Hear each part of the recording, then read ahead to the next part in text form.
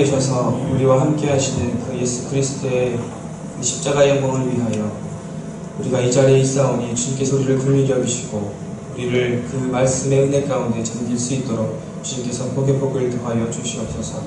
우리가 세상 속에서 살아내다 주님 곁에 왔으니 그 말씀으로 우리를 위로하시고 우리 마음을 주님께 올려드리오니 우리 마음을 어루만져 주시옵소서. 이 시간 모두를 하나님께 드립니다. 살아계신 예수 그리스도의 이름으로 기도하였습니다. 우리 금요 기도의 시간에 우리 함께 볼 본문 말씀은 이사야서 18장입니다. 이사야서 18장 1절부터 7절까지 함께 보도록 하겠습니다. 이사야서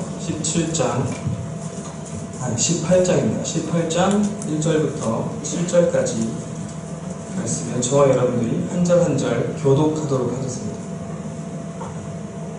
다 찾으신 줄로 알고 제가 먼저 1절 읽도록 하겠습니다. 슬프다. 구스의 강 건너편 날개치는 소리나는 땅이요.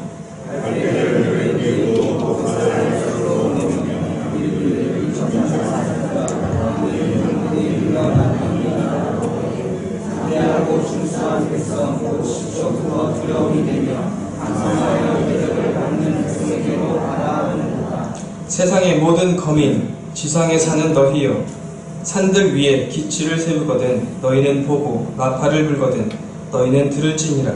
여호와께서 저에게 이르시되 내가 나의 처소에서 조용히 감사하는 죄의 은혜가 하고 너희의 공로받도다. 추수하기 전에 꽃이 떨어지고 포도가 맺혀 익어갈 때에 내가 낫으로 그 연한 가지를 베며 퍼진 가지를 찍어버려서 나의 목소리들과 땅의 들숨들이 흔들리니 산의 수리들이 그것으로 열을 지으며 땅의 들숨들이 다 그것으로 너를 지으리라 하셨습니다. 함께 읽겠습니다. 시작. 그때의 강들이 흘러나누이 나라의 장대하고 준수한 백성 곧 시초부터 두려움이 되며 강성하여 대적을 밟는 백성이 만군의 여호와께 드릴 예물을 가지고 만군의 여호와의 이름을 두신 곳 시온산에 이르리라. 아멘. 할렐루야. 예. 날씨가 갑자기 또 추워졌죠. 예. 그저께까지는 정말 여름같이 날씨가 더웠는데 오늘 또 날씨가 이렇게 추워졌습니다. 감기들 조심하시기 바랍니다. 지난주가 아니라 지난번에 제가 수요일 날 수요 기도회 때 설교를 했었는데 제 설교를 들으신 분은 기억하실 거예요.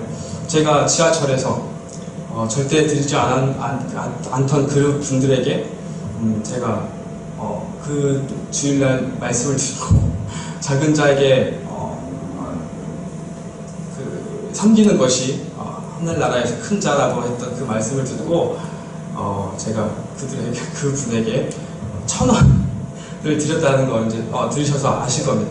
근데 오늘 정말 예상치 못한 일이 벌어졌는데 지하철에서 그분들을 뵀었는데 오늘 교회에서 그런 분을 한 분을 뵀어요. 이제 찬양 이제 시작하기 한 10분, 20분 전에 한 분이 이렇게 예배당에 들어오셔가지고 저를 얘기해, 목사님 계시냐며. 목사님 안 계신다고. 그래서 제가 지금 너무 가난한 사람인데 지금 배가 고파서 그 말씀을 하시는 거예요. 근데 갑자기 제가 했던 수요일날 했던 설교가 기억이 나면서 보통 교회에 오신 분들 제가 곧 돌려보내거든요. 그러면서 또 제가 오늘 특이하게 집에 이제 교회 오는 길에 페이스북 아시죠? 페이스북 SNS에 동영상을 하나 봤는데 하필 그 동영상이 어떤 내용이었냐면 한 미국의 교회에 새로운 청빙받은 목사님이 계셨어요. 그래서 이제 그 주일날 그 전에 계시던 이제 목사님께서 청빙하신 그 목사님을 소개하는 자리였는데 그 청빙받은 목사님께서 노숙자로 변장을 하시고 교회에 오셨어요. 그러니까 예배 시간에, 그러니까 성도들과 함께 섞여서. 근데 30분 동안 그 성도들과 함께 예배하고 교제를 나누는데 아무도 그에게 인사 한마디 건네는 성도님들이 아무도 안 계셨대요. 그래서 그 목사님께서, 그 노숙자로 변장한 그 목사님께서 성도 한 분에게 다가가서 제가 너무 배고프니 먹을 것을 조금 도와줄 수 있겠느냐라고 했더니 거절했답니다. 하필 그 동영상을 봤어요. 오늘. 근데 그 분이 오셨잖아요. 그래서 예, 잠시만 기다리십시오 하고 올라가서 그분은 좀 제가 10,000원과 저한테 거금이거든요. 10,000원과 커피를 한 잔 타서 드시고 제가 또 꼭 보내드리면서 이렇게 다니시지 마시고 주일날 교회 꼭 나가서 예수님 믿으시라고 말씀을 전해드리고 다음에 또 오시면 안 드릴 거라고 말씀드렸어요. 네, 그런 일이 오늘 또 있었습니다. 낮은 자를 섬기는 것이 나를 더 낮추는 것이 예수님을 섬기는 것이라고 예수님께서 분명히 가르치셨기 때문에 그것이 하나님의 뜻이라고 우리에게 분명히 성경에서 말씀을 가르치셨기 때문에 제가 아직 성화가 덜 됐지만 하나하나 이렇게 실천해 보려고 합니다. 여러분들도 성경의 가르침 따라서 작은 자를 섬기는 귀하신 우리 성성교회 성도 여러분이 되시길 바랍니다. 제가 뭐 잘나서 말씀드리는 게 아니에요. 그게 그 동영상을 안 봤다면 그냥 돌려보냈을지도 모릅니다. 네. 오늘 계속 이사야서 말씀을 보고 있는데 굉장히 어렵습니다. 마음이. 이사야서의 말씀이 계속해서 같은 메시지를 하나님께서 우리에게 전달해주고 계세요. 근데 또 하필 이사야의 말씀은 굉장히 깁니다. 앞의 내용과 뒤의 내용, 그러니까 뒤에 하나님께서 이스라엘 백성들과 그 남유다와 그 바벨론 포로 이후에 그 내용들을 예언하시면서 다시 회복시키실 것이라는 말씀을 주시기 이전까지는 계속해서 같은 메시지예요. 너희는 내게 돌아와. 나를 기억하라. 그리고 더 이상 죄 짓지 말아라. 아이고, 죄송해요. 나보다 다른 것을 의지하면 안 된다. 그 말씀을 계속해서 우리에게 주고 계시는데요. 오늘 제목을 이렇게 지어봤습니다. 흔한 제목입니다. 하나님만 의지하라. 예, 하나님만 의지하라. 계속해서 하나님께서 이사야를 통해서 우리에게 주시는 메시지가 하나님만 의지하라입니다. 그런데 여러분, 이 정말 쉽게 교회 안에서도 그리고 설교의 내용에서도 그리고 우리가 큐티, 그러니까 말씀 묵상을 하면서도 쉽게 우리가 눈으로 보고 읽고 깨닫고 넘어가는 것 중에 하나가 하나님을 의지하는 겁니다. 말로는 쉽죠. 그리고 우리의 삶을 살아내면서도 그래 하나님을 의지해야지 라고 하지만 그것이 결코 쉽게 우리 입으로 고백할 수 있는 내용이 아니라는 것입니다. 제가 특별히 이런 제가 메시지를, 그러니까 하나님의 말씀을 이렇게 이 두려운 자리에서 서서 서는 여러분들께 함께 은혜를 나눌 때 굉장히 마음이 무겁습니다. 두려워요. 이 자리는 저에게 있어서는 굉장히 두렵고 떨리는 자리입니다. 그래서 제가 사역을 시작하면서도 설교를 한번 맡으면요 밥을 안 먹었어요. 그래서 어느 정도였냐면 주일날 이제 오후 설교를 보통 맡았거든요. 그러면 그 전에 있던 교회에서 집사님들과 권사님들이 저를 이제 아시잖아요. 그래서 또 설교를 맡으셨구나 이러면서 식사 좀 하시라고 그럴 정도였어요. 그만큼 저에게는 두렵고 어렵고 굉장히 그러니까 온 신경이 여기에 이제 집중되는 시간인데 그 교회에서 제가 고별 설교를 하면서 말씀드렸던 것이 그거였습니다. 저는 그것이 싫지 않습니다. 굉장히 스트레스거든요, 사실. 이게 말씀을 준비하는 게 있어서 그러니까 스트레스가 아닌 게 이제 정말 하기 싫어 막 짜증나고 이런 스트레스가 아니라 거룩한 부담감이죠. 하나님 말씀을 대화한다는 것 자체가 설교자로서 이 자리에 선다는 게 얼마나 큰 이 자리의 영향력을 제가 알거든요. 그러니까 이 자리에서 어떤 얘기를 하느냐, 어떤 말을 하느냐가 굉장히 중요해요. 그래서 저는 항상 이제 말씀을 준비하면서 두렵고 떨리다는 것이 그겁니다. 헛소리 하지 않을까. 웃으시죠? 헛소리 정말 많이 해요. 그래서 이 말씀과 다른 내용을 얘기하진 않을까. 그걸 굉장히 고민하고 그래서 그것 때문에 스트레스를 받아서 밥을 먹지 못하는 거예요. 혹시나 말씀을 전할 때 다른 말을 전하고 있지 않을까. 하나님이 전하고자 하는 그 의도를 내가 왜곡하고는 있지 않을까. 그것 때문에 그렇습니다. 하나님만 의지하라. 특별히 이제 제가 말씀을 전할 때 지금 저희가 이 선성교회에서 제가 말씀을 전하게 된 본문들이 보면 굉장히 어떤 고난과 고통과 어떤 어려움에 대한 메시지들이 계속 많이 전달해 드렸는데, 저는 그 고난의 메시지, 그리고 우리 학생들도 여기 몇몇 앉아있지만 알 겁니다. 제가 전하는 대부분의 메시지가 결론은 버텨라예요. 결론은 버티고 인내해라. 하나님이 우리를 회복시켜 주실 것이고, 하나님이 우리와 항상 동행할 것이다. 그러니까 버텨라, 견뎌라, 인내해라. 핵심은 제가 전달하는 메시지의 핵심은 고난이거든요. 왜냐하면 제가 평생에 품고 가는, 제가 이제 앞으로 지금은 강사지만 훗날에 이제 목사가 되고 목회를 할 때, 지금 사역을 시작하면서 평생 동안 품고 가고 있는 메시지 하나가 빌립보서 1장 29절이에요. 이 말씀이 뭐냐면 소개해 드릴게요. 그리스도를 위하여 너희에게 은혜를 주신 것은 다만 그를 믿을 뿐 아니라 또한 그를 위하여 고난도 받게 하려 하십니다. 이 말씀을 항상 품고 살아가고 있습니다. 제 모토예요, 인생에. 고난은 하나님께서 주신 은혜 받은 증거라고 저는 생각을 합니다. 그래서 아무리 고통스러운 순간과 고통스러운 메시지가 있을지라도 그 이면에 담겨있는 하나님의 사랑을 우리가 깨달으면요, 눈물 나지만 감사해요. 눈물 나지만. 그래서 제가 아이러니하다라고 하는 거예요. 우리 학생들도 배워서 알 겁니다. 아이러니한 신앙생활. 감사하지만 눈물이 납니다. 눈물이 나지만 힘들고 고통스럽고 고난이 내 앞에 있어서 힘들지만 하나님께 감사하는 그 아이러니한 신앙생활, 그것이 우리 제 인생에도, 그리고 저희 성도님들에게도 전달되어지길 간절히 소망합니다. 오늘도 성경을 통해서 하나님을 알아가는 귀한 시간이 되시길 간절히 소망합니다.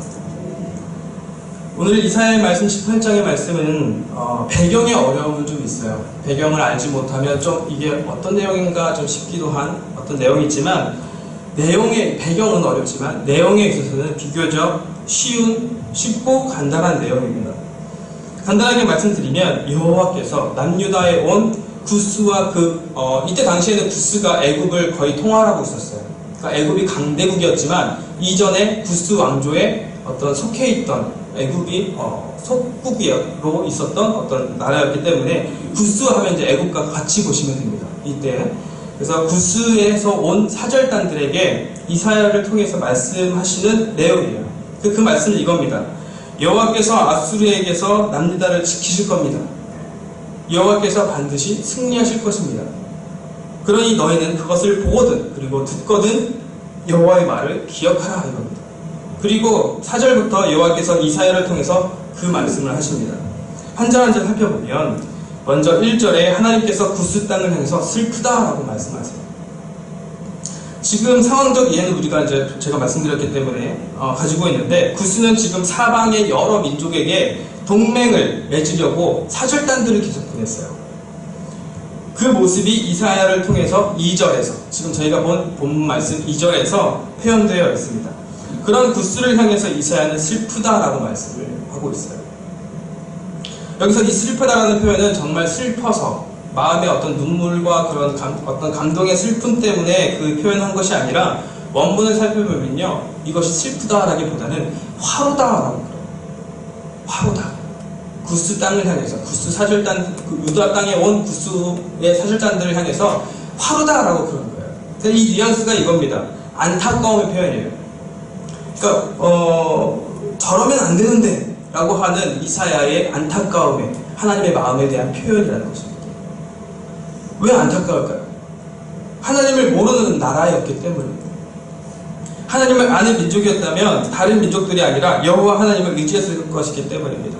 지금 구스가 왜 여러 민족들에게 사절단들을 보내서 동맹을 맺으려고 하냐면, 아수르를 경계하고 아수르에게 침략을 당하기 전에 자신들이 먼저 여러 동맹을 모아서 아수르를 침략하려는 그런 계략을 꾸미고 있었기 때문입니다.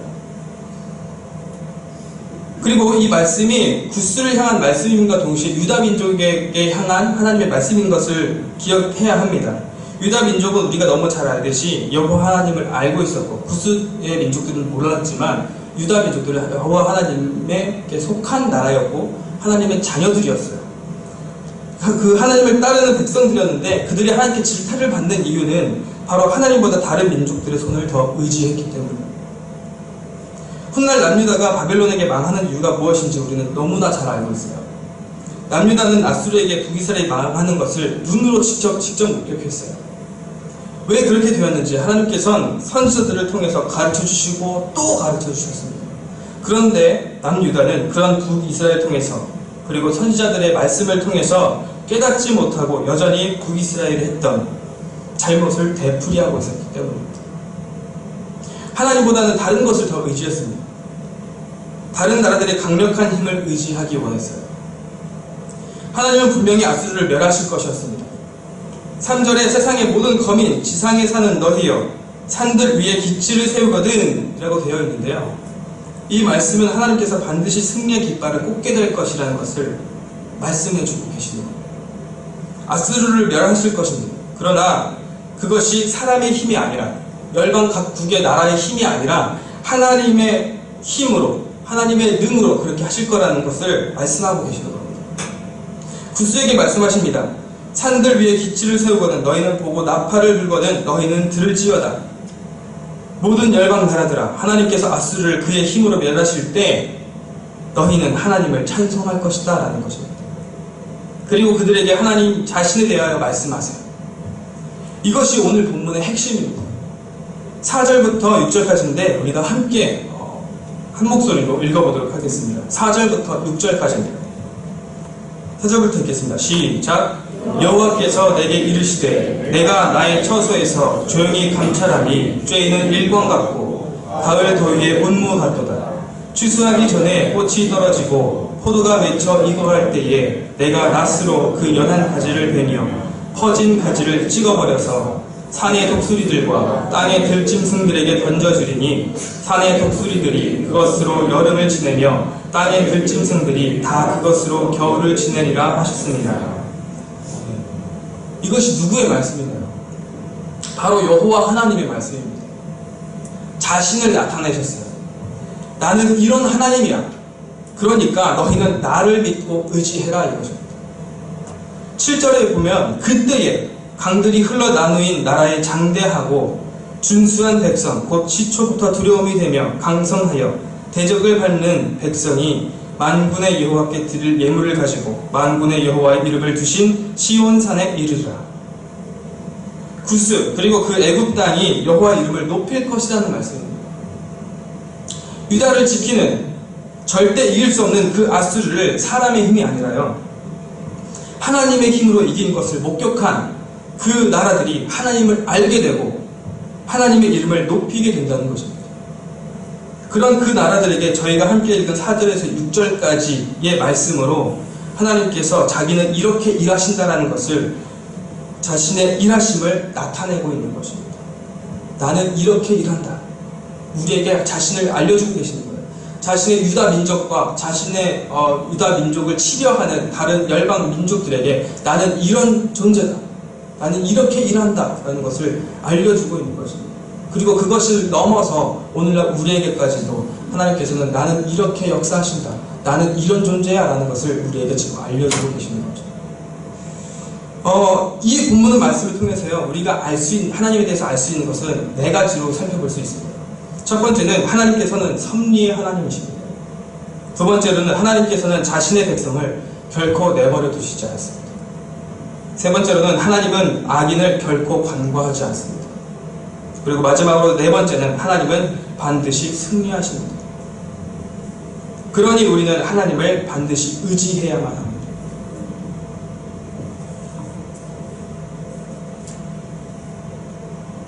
하나님께서는 섭리하시고요. 제가 첫 번째로 말씀드린 게 하나님께서는 섭리의 하나님이십니다 라고 말씀드렸어요.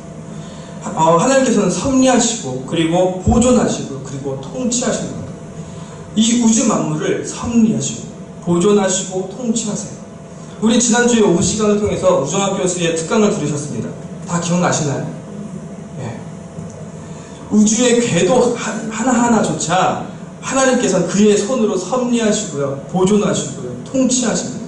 그것을 만들어 두시고 기계처럼 어떤 시스템적으로 그걸 만들어 놓으시고요, 그냥 내버려 두시는 분이 아니세요.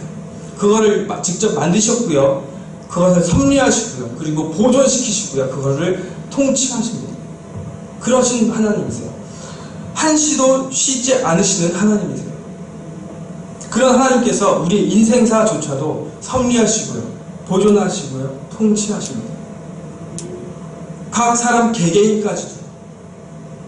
유다 민족이 아수르의 침략에 두려움에 떨며 기다려야 했던 것은요, 구스와 애굽이 아닌 다른 민족의 힘이 아니었습니다. 오직 하나님만 붙들어야 했습니다. 아수르를 멸하실 분은 다른 민족이 아니라요, 하나님이셨습니다. 구스가 아니라, 강대한 힘을 가지고 있는 나라가 아니라 하나님이셨습니다. 아무리 다른 열방이 스스로의 계획과 전략을 가지고 움직일지라도 그것은 하나님의 섭리에 미치지 못합니다. 그 계획과 전략조차 이미 하나님의 섭리 안에 포함되어 있기 때문입니다. 때문에 나의 부요함과 연약함 속에 있을지라도 유다 민족이 지금 그러한 상황에 처해 있어요. 연약함, 필요함, 어떤 의지가 필요해요. 어떤 힘이 필요해요. 왜냐하면 두려움에 떨고 있었거든요. 북이스라엘을 멸망시켰던 그 아수르가 언제 우리나라를 침공해 들어올지 모르기 때문입니다. 그리스도를 따르는 우리는 그 섭리하심을 믿으며 나아가야 할 것입니다. 왜냐하면 하나님은 자신의 백성을 내버려 두시지 않기 때문입니다. 섭리를 믿는 자들의 모습은 어떠한 상황 속에서도 의연할 수 있어요. 말 쉽죠? 의연할 수 있다.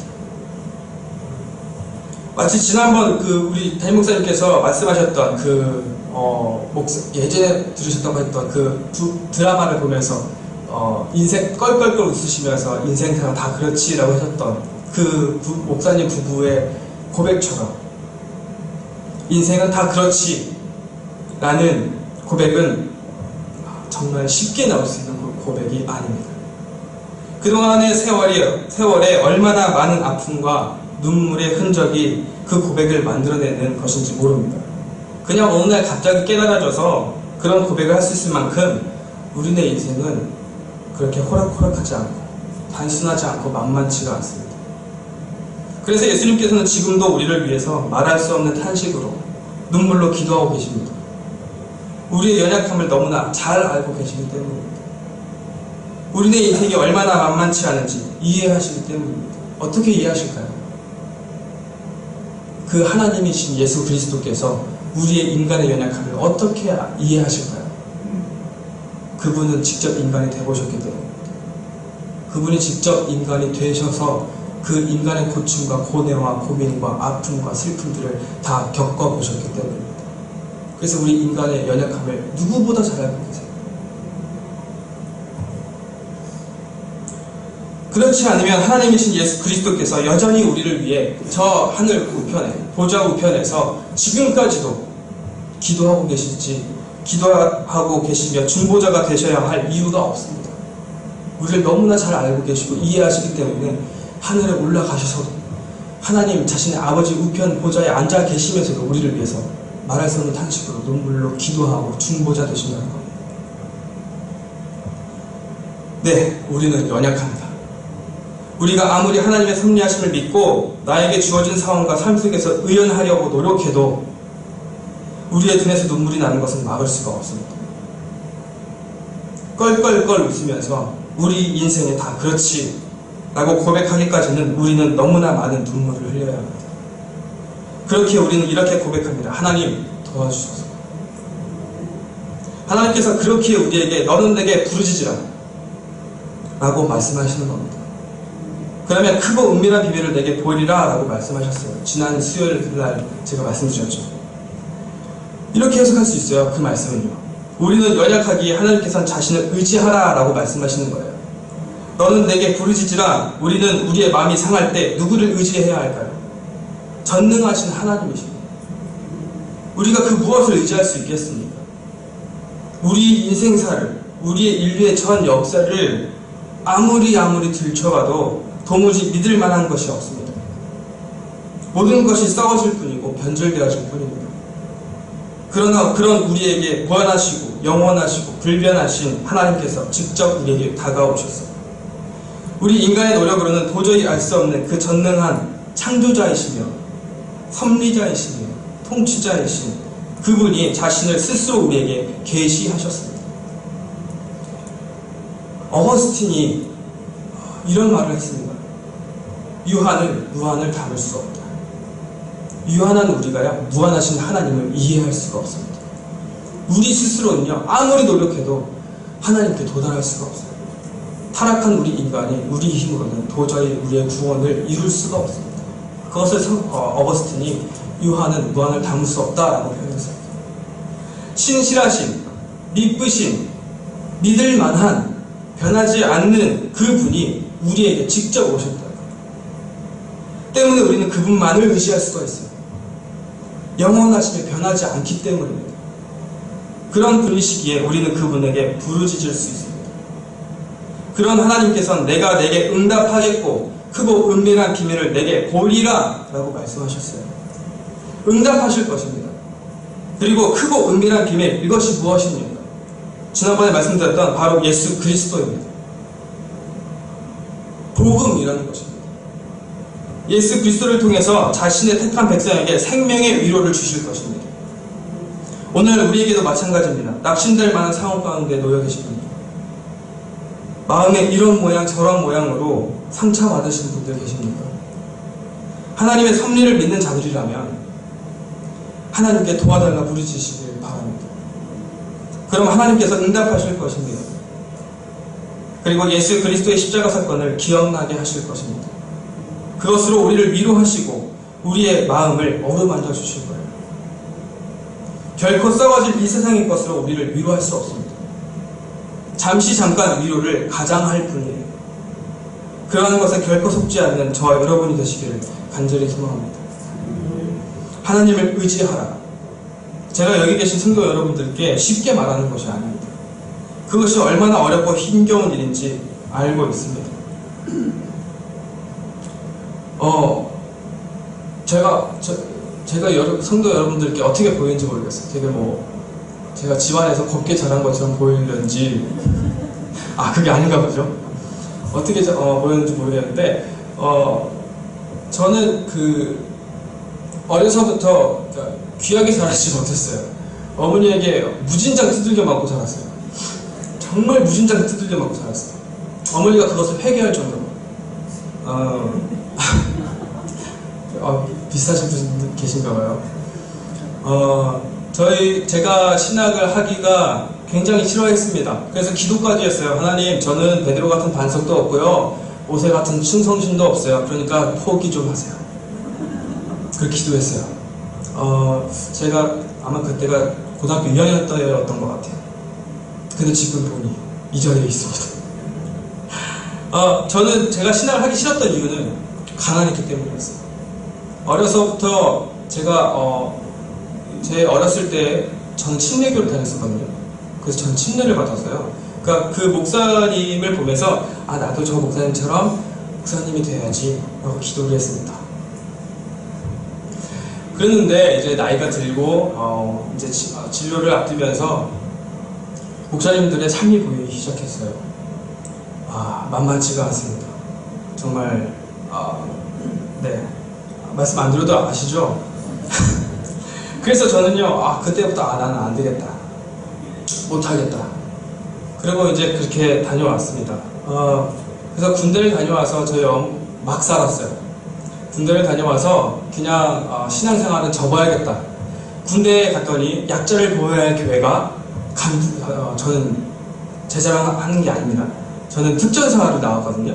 병사 출신, 특전사 병사 출신이에요. 그래서 이제 부사관들하고 함께 이제 교회를 다니는데, 군 교회를 다니는데, 얼마나 병사들이 싸제밥을 먹고 싶어요. 바깥밥. 바깥밥이 먹고 싶어요. 얼마나. 근데 교회에서 성도님들이, 병사들은 들어가서 영내 식사하라 그러고, 부사관들은 교회밥을 먹게 해주는 거예요. 그게 너무 싫었어요. 그러니까 그러니까 군대에서는 병사가 더 약자지 않나요?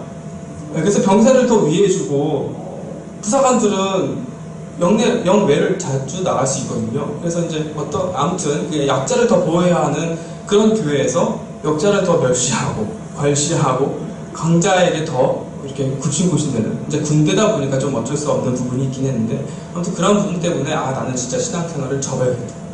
그러니까 저희 어머니 때문에 교회만 왔다 갔다 해야겠다. 그렇게 하고 제대를 했습니다. 그랬는데 저희 어머니가 그런 저의 모습을 보시고 안타까웠는지 일주일만 집회에 참석해라 라고 해서 집회에 참석하고 그때 소위 말하는 인격적으로 하나님을 만나서 엄청 펑펑 울었어요. 제가 신앙을 하기 싫었던 이유가 돈 때문이었다고 했잖아요. 저희 집은 되게 재개발 지역에서 살았어요.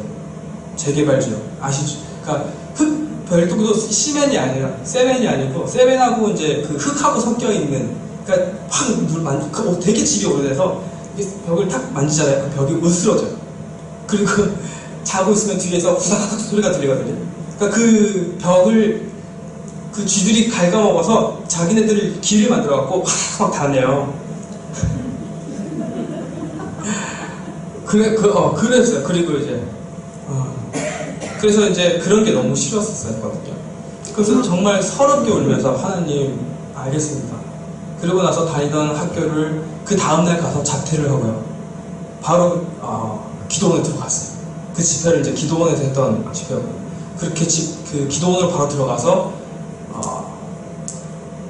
그 횟수 1년과 그리고 학교를 그래서 이제 그 다음에 이제 신학교 학부 1학년으로 다시 입학을 했거든요. 그래서 3학년 때까지 그 기도원에서 살았어요. 기도원에서 살면서 예배한 그 기도원은 하루에 3번씩 예배를 드려요. 한번 그리고 저녁에 예배를 하면 기본 3시간이에요. 기본. 그러니까 찬양을 하는데 찬양을 하면 막 뛰면서 찬양을 하거든요. 그러니까 거기가 이제 어떤 좀 신비주의에 있던 그런 신학을 갖고 있던 이제 기도원이었는데, 그래서 이제 별의별 걸 다 해봤어요. 눈기도, 배기도, 안찰, 되게 기도하면 막 안수해주면 막 쓰러지는 거. 그리고 저 다 해봤어요. 그러니까 때리면 안찰을 받아야 했어요. 안찰 기도 아시나요?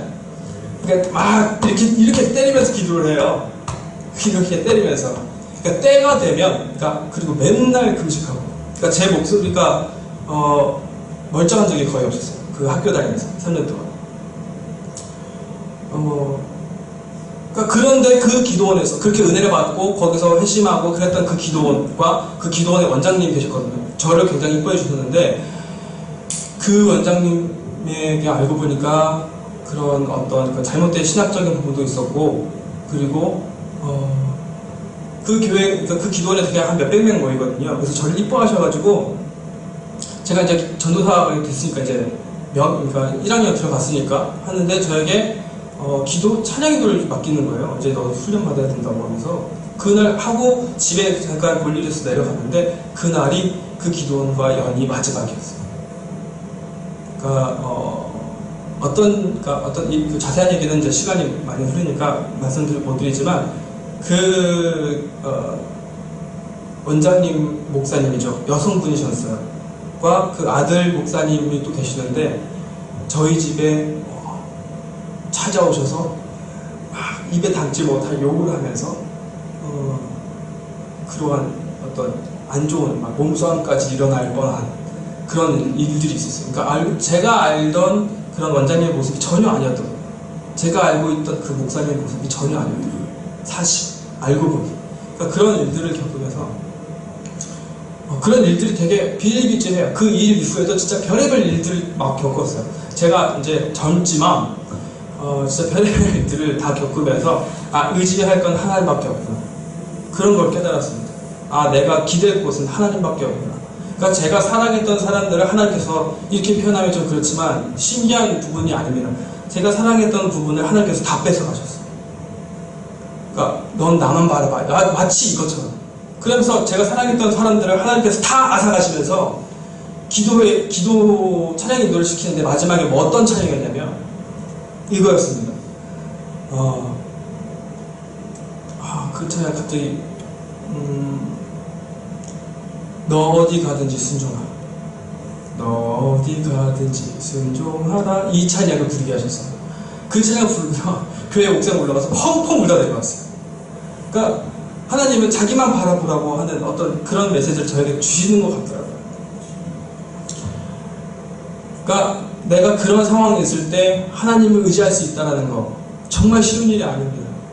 그러니까 저도 어느 정도 그대에 공감합니다. 여러 성도들의 삶을 제가 또 청년까지 지내다가 사역을 했기 때문에 우리네 인생이 얼마나 힘들고 고달프고 그 속에서 하나님을 의지하는 일이 얼마나 힘든지를 이해가 돼요.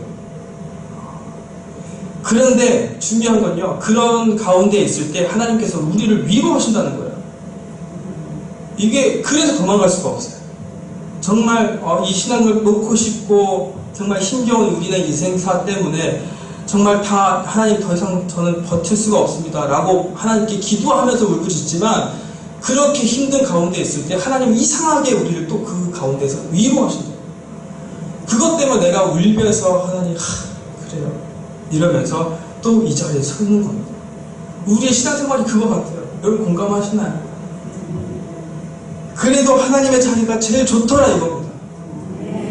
하나님께서 우리를 위로해 주실 때 그것을 깊이 깨닫게 돼요. 그래서 우리가 벗어날 수가 없는 거예요. 하나님, 그래서 그 기도원에서는, 그래서 제가 기도원에 그게 좀 배어 있어요. 그걸 버리려고 많이 노력을 하는데 약간 조금 있어요. 그래서 약간 저도 되게 조심하고 있거든요. 이런 표현을 합니다. 하나님께 코를 탁 깨가지고 하나님께서 끌고 가신다. 그게 어느 정도 좀 맞는 얘기 같아요. 하나님께 사로잡힌 자, 하나님의 택함 받은 백성은 하나님께 소고처럼 코를 탁 깨가지고 끌고 다니세요. 근데 그게 좋더랍니다. 그게 위로가 된다는 거예요. 다시 우리가 일어날 수 있는 힘이 된다는 거예요. 참 하나님은 위대하시죠. 그런 면에 있어서 우리가 정말 알 수 없는 그 하나님의 위로, 그리고 하나님의 사랑, 그러니까 그 일들을 통해서 우리가 고난받고 힘든 그 상황과 일들을 통해서 우리가 다시 회복됐을 때 정말 놀라운 게 또 있어요. 그만큼 나 자신이 성숙되어 있다는 거예요. 그것이 하나님의 섭리예요. 그 힘듦과 고통 속에 있던 그 일이 괜히 일어나는 일이 아니라는 겁니다. 우리는 연약해서 인간인지라 죄성 가득한 사람인지라 그것을 그 당시에는 몰라요. 근데 하나님께서 다시 회복시키시고 일으키셨을 때 그때 뒤돌아보니 모든 것이 하나님의 은혜였더라. 이 고백이 우리 안에서 다시 나오는 겁니다. 이게 성도의 삶이에요. 하나님의 사랑은 그래서 아주 사려 깊어요. 굉장히 따뜻하고 강하지 않습니다. 정말 아픈 가운데 있지만 그 마음을 녹이세요. 강하게 어떤 충격으로 우리를 깨닫게 하시는 것이 아니라 스르르 스며들게 하는 하나님의 그런 사려 깊은 사랑이 있다는 겁니다. 너무나 따뜻하게 우리의 마음을 녹여주세요. 그런 하나님의 섭리에 깊이 스며있는 그 하나님의 사랑을 붙잡으시기를 간절히 소망합니다. 또한 세 번째로, 하나님은 악인들을 결코 간과하지 않으십니다. 하나님께서는 이렇게 역사하십니다. 본문에서와 같이 우리가 볼 때 하나님은 악인들이 형통한 것 같아요. 내 주변에 있는 사람들, 믿지 않는 사람들을 보면 굉장히 형통하고 하는 일마다 잘 되고 자녀들이 잘 되고 결혼도 잘하고 그러는데 우리는 그렇지 않아요. 그런 모습들을 볼 때 풍요로운 삶에 하는 일마다 번창하고 자손들도 잘 되어가는 것 같습니다. 하나님은 근데 그런 오늘의 본문 말씀을 통해서 그런 그들을 하나님께서 찍어버리시겠다고 말씀하세요. 4절에 하나님께서 자신의 처소에서 조용히 감찰하신다라고 하셨습니다. 이 모습은 하나님께서 아주 편안하게 조용히 지켜보신다는 표현인데요. 일광 같고 가을 도위의 운무 같도다. 굉장히 어떤 따뜻하고 풍요로운 그리고 평화로운 상태를 표현하고 있습니다. 추수하기 아주 적당한 날에 열매 맺기 전에 꽃이 활짝 폈다가 떨어지는 모습을 표현하시면서요, 포도가 맺혀서 익어갈 때 하나님께서 낫으로 그 가지를 베어버린다고 말씀하십니다. 그리고 퍼진 그 가지를 찍어버리시겠다고 말씀하세요.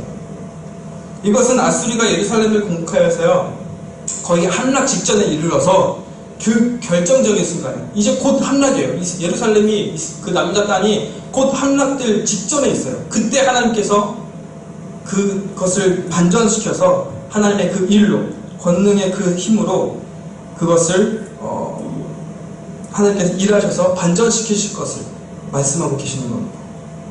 하나님께서는 그때까지 지켜보실 거예요. 그러니까 침략하고 나서 하나님께서 바로 그것을 파할 수 있도록 만들어주시는 것이 아니라요, 함락되기 바로 직전에 그때까지 하나님은 그 악인들의 그 형통함을 두고만 보시게 되는 거예요.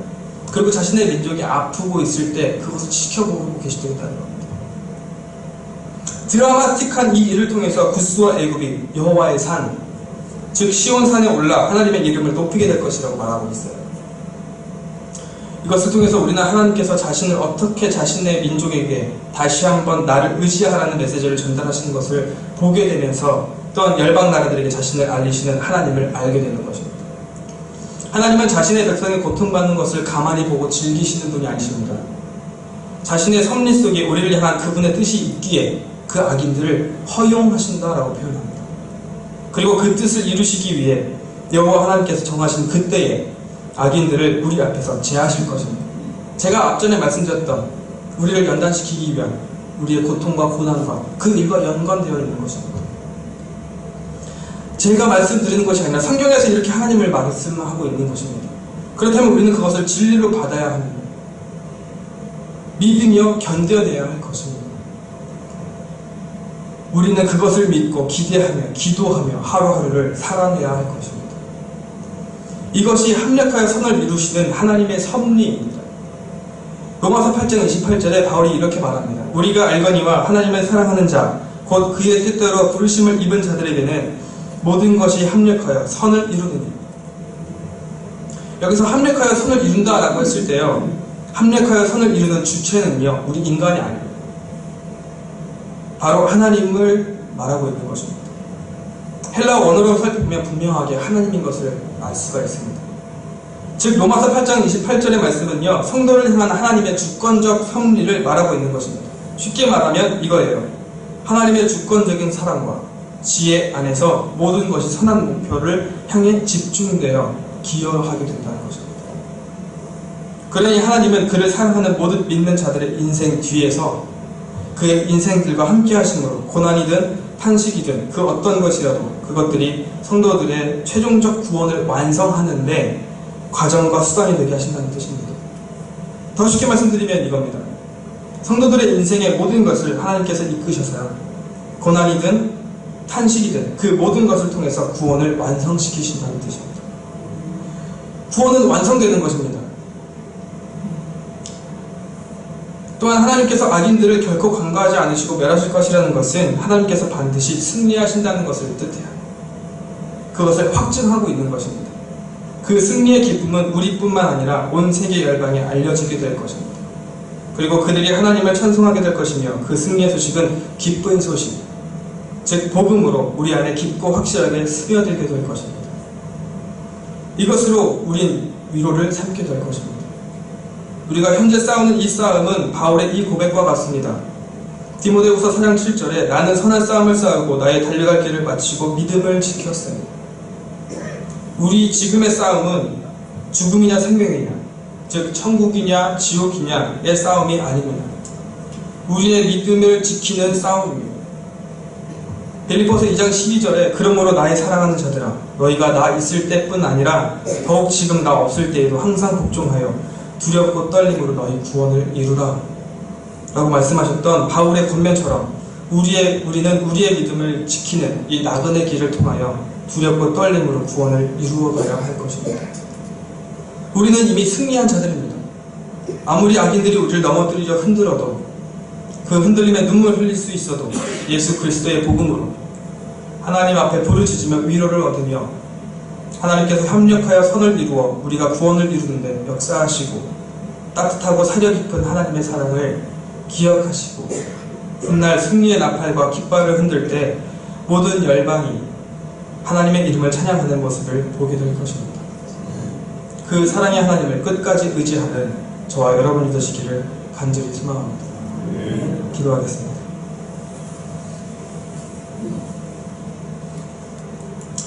사랑의 하나님 감사합니다. 만만치 않은 우리의 인생을 하나님께서 주관하시고 우리 인생의 뒤편에서 하나님께서 합력하여 선을 이루시는 그 역사를 우리를 통해 일하시며 우리가 하나님의 장성한 분량에 이르는데 성장할 수 있도록 연단받을 수 있도록 긍휼을 베푸시네 감사합니다. 우리가 정말 만만치 않지만 하나님의 섭리하심을 믿고 우리가 눈물로 우리가 무릎 꿇으며 하나님께 도와달라고 부르짖는 저희들 되기를 간절히 소망합니다.